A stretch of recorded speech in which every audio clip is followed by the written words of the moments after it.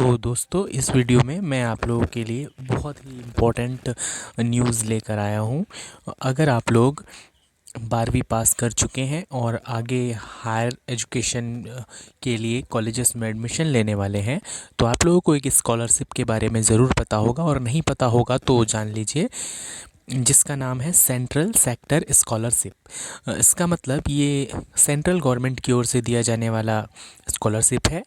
State governments की ओर से जो आपको स्कॉलरशिप मिलता है, जो रेगुलर स्कॉलरशिप मिलता है कास्ट वाइज, या फिर आपके परसेंटेज बेस पर कुछ योजनाएं चलती है कुछ स्टेट्स में, उसके अलावा सेंट्रल स्कॉलरशिप वो स्कॉलरशिप है जो भारत की केंद्र सरकार की ओर से दी जाती है।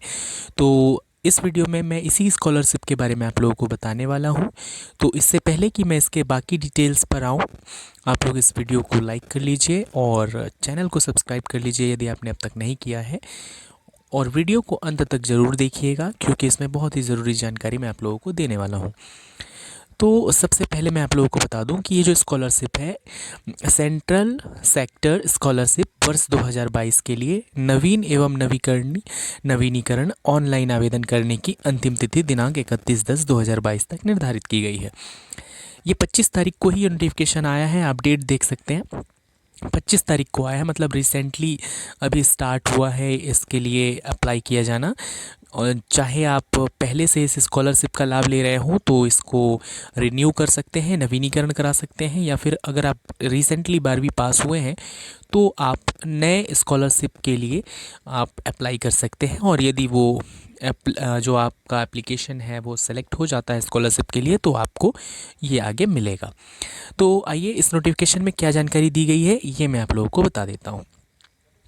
मानव संसाधन विकास मंत्रालय, उच्च शिक्षा विभाग, भारत सरकार, नई दिल्ली द्वारा प्रायोजित एवं अ, माध्यमिक शिक्षा मंडल मध्य प्रदेश भोपाल के माध्यम से महाविद्यालयी एवं विश्वविद्यालयीन विद्यार्थियों को वितरित की जाने वाली central sector scheme of scholarship for college and university student की नवीन एवं नवीनीकरण छात्रवृत्ति के लिए ऑनलाइन आवेदन करने की प्रक्रिया 20 जुलाई 2022 से प्रारंभ हो गई है। मतलब जो फॉर्म भरे जाने का प्रोसेस है, जो एप्लीकेशन का प्रोसेस है, वो 20 जुलाई से स्टार्ट हो चुका है और अंतिम तिथि 31/10/2022 है।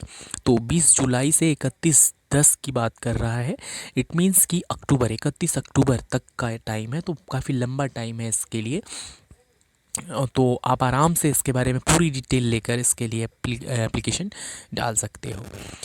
आगे अगर हम बात करें तो सबसे पहले तो मैं आपको शुरू में ही बता चुका हूँ कि ये सेंट्रल गवर्नमेंट की तरफ से दी जाती है। माध्यमिक शिक्षा मंडल मध्य प्रदेश भोपाल की हायर सेकेंडरी परीक्षा वर्ष 2022 में उत्तीर्ण अबोव 80 परसेंटाइल अंक प्राप्त करने वाले, ये बहुत ही खास बात है कि कहा गया है कि जो परसेंटेज है वो 80% कम से कम होना चाहिए। 12th में 80% कम से कम होना चाहिए, 80 से ऊपर। इससे कम है तो आप अप्लाई नहीं कर सकते इस स्कॉलरशिप के लिए। तो हायर एजुकेशन के लिए सेंट्रल गवर्नमेंट ये देती है, अच्छी खासी रकम इसके अंतर्गत मिलती है। कुछ बच्चे इसी स्कॉलरशिप के माध्यम से विदेश पढ़ने जाते हैं, कुछ टॉप के कॉलेजेस में यूनिवर्सिटीज़ में पढ़ते हैं।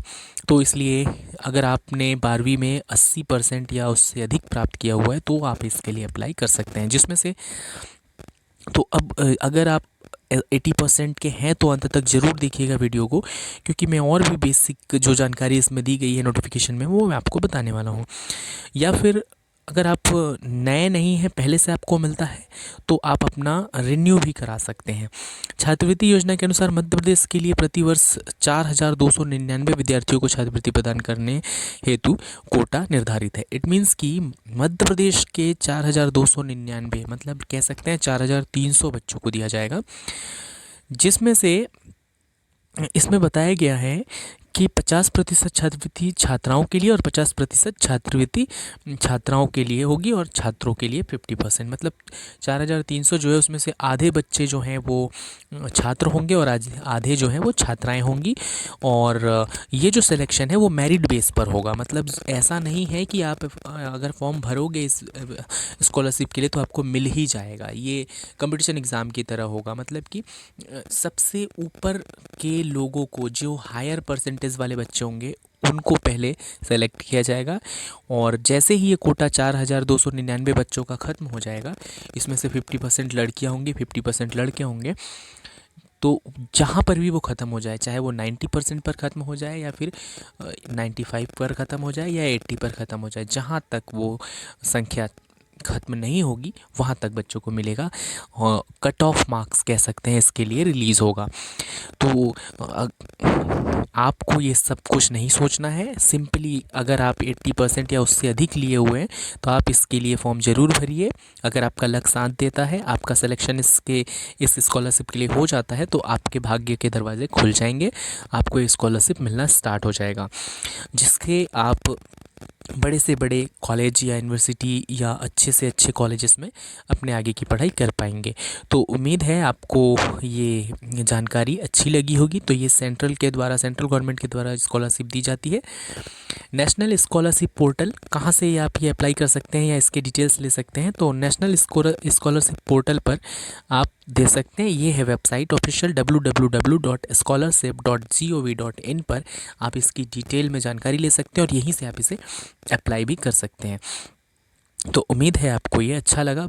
जो ब्लैक कलर में कुछ इंपॉर्टेंट जानकारी दी गई है वो मैं आपको बता देता हूँ। भारत शासन के निर्देशानुसार छात्रवृत्ति हेतु हितग्राही विद्यार्थियों का आधार नंबर होना आवश्यक है एवं विद्यार्थी को अपने स्वयं के नाम का बैंक खाता किसी भी राष्ट्रीयकृत बैंक में खोलकर उसे आधार से जोड़ा जाना अनिवार्य हो गया है।